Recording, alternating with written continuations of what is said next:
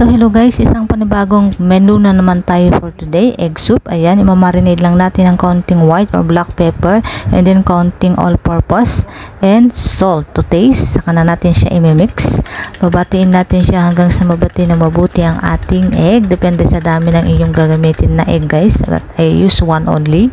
And then maglalagay tayo ng counting oil.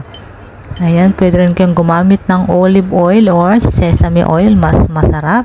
And then, ayan, kapag okay na, ilalagay na natin yung ating binating egg kanina. Ayan, once again guys, pwede kayong gumamit ng mas maraming itlog.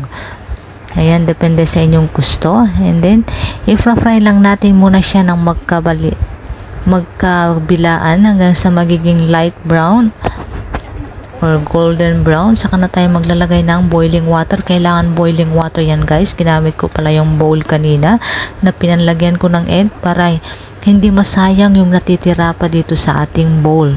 Ayan, pwede kayong magdagdag ng tubig. Depende sa dami ng soup na gusto nyo guys. Pwedeng pwede. Ayan, at sa dami din ng egg.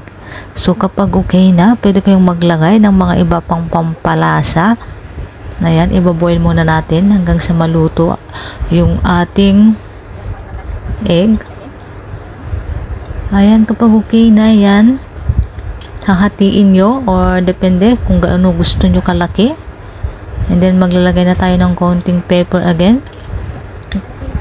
Kung nakukulangan kayo sa lasa, pwede rin kayong maglalagay ng chicken stock o iba pang mga pampalasa. And then maglalagay na tayo ng tanghon. Pwede rin kayong maglagay ng minced chicken, minced pork, o depende kung anong klase and pwede nyo pang idagdag guys dahil gusto ng amo ko ng plain. So eto na. And then maglalagay na kayo ng green onion.